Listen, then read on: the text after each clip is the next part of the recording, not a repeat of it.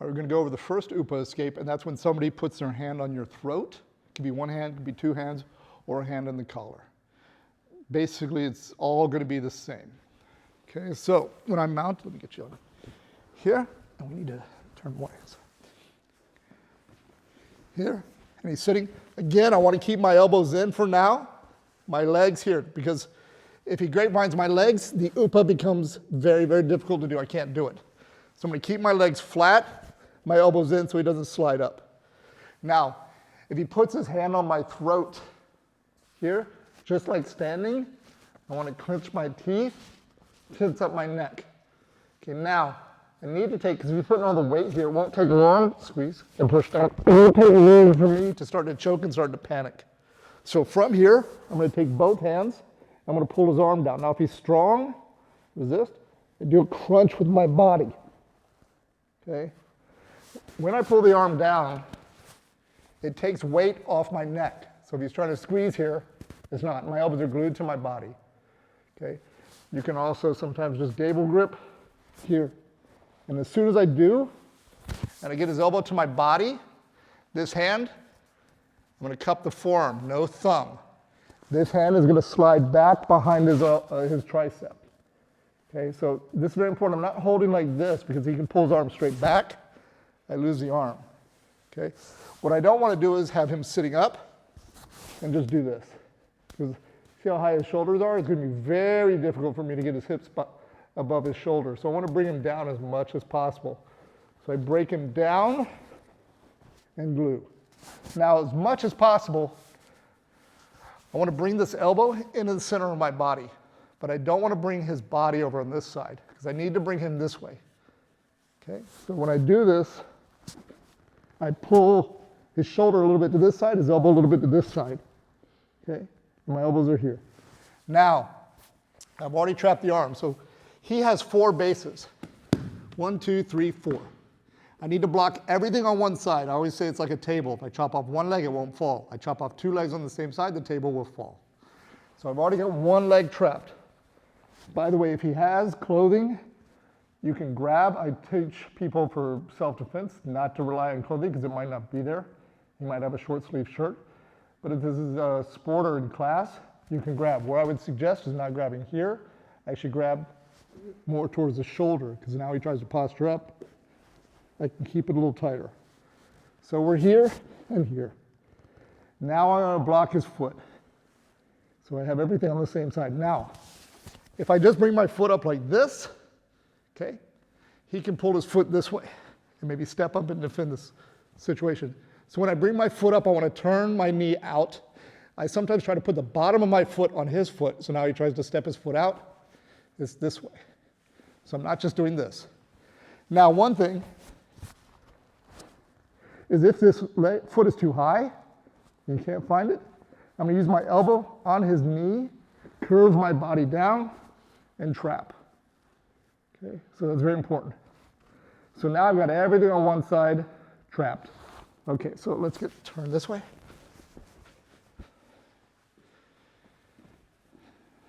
If he has 2 hands on my throat, it doesn't matter. I just pick one side. I'm going to go under, break it down, and control.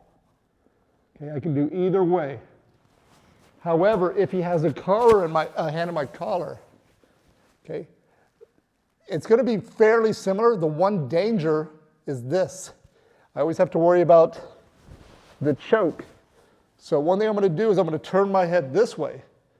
So if he's trying to choke here or he goes under, it's a lot harder to get the choke than if my head is here. We can connect to both sides. Same time, I'm gluing and gluing. Okay, and I'm pulling my elbow out a little bit so there's a space here. Same thing as before. I come here, block. Okay, now let's turn this way. Once I've trapped this foot, I want to make sure this leg is inside. So if my leg was up, he would grapevine that. So it's very important that my leg is already down. Often I will take my leg and open up this space. And then my foot is going to come up the middle and as close to my butt as possible. Now, one thing I like to do, sit your weight back. Yeah. Right here, he's heavy on my hips. It can be hard. So with my knee, I'm gonna bring his weight forward, sit back. It's a lot harder to sit back. Okay, so I'm not lazy like this. Okay, so we're here. I have him here. Everything is trapped. He tries to pull his arm back. Here. Okay, so now, come for the single. Good. So, I am not going to push him this way. Okay, that's very important. I want to take him straight across. We used to call this 12 o'clock roll. Okay, so I've got everything trapped. Okay, come here. The angle I am looking to take him eventually is to roll him this way. The problem is this hand is free. So if I try to roll him this way, he's going to block. Okay? I can't do anything about holding that arm right now. So the only thing I can do is put it where I want it to put it to make it useless. So if I do all this work and I do a great thing and I try to roll him at 11 o'clock here, he's going to block. Okay? So what I want to do is I want to roll him straight up. The way I do this is, let me get you off me for a second. I can't lift my hips this way. My head is in the way. I can only lift so high. So I'm going to take my ear to my shoulder and look straight up. So I'm here. I move my head out of the way so I can go north. Then I lift as high as I can. Then I'm going to drop my knee. Then I'm going to roll over. Okay? So let's, right here. Okay. The reason I'm doing that is he will post his hand. But look, now see how my hips stay in the air? Lift your hand, move your hand. He can't. Now my knee drops.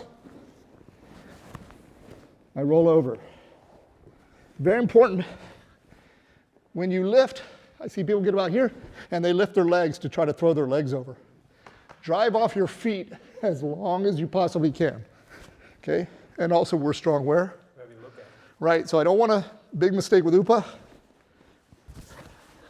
People look at the person, and then I'm only lifting here. Okay? So very important, my ear goes to my shoulder. I look straight up above me. I'm here, I lift, and I put his hand, you see, I put his hand where I want it to be. And because I'm keeping the weight on it, he cannot pick the hand up. Pick your hand up. We come over. I can break the grip and come in. Okay, so I can get you here. Let's turn you this way. Actually, have your head that way. I put the hand on the throat. First thing is he breaks it down, and then he switches thumb. By the way, this is a thumb grip. Here, he pulls it down. Okay? He traps the foot, his knee is turned out. The other foot comes up the middle. Now, very important, he does not look over here and try to roll me this way. I post. He brings his ear to his shoulder, looks straight up, and he goes straight forward. Then he comes over. If I'm holding the throat, he can break the grip, control the arms, and then we're here. Okay. You have to master the UPAs. A lot of times people only do the knee-elbow escape, which you'll see.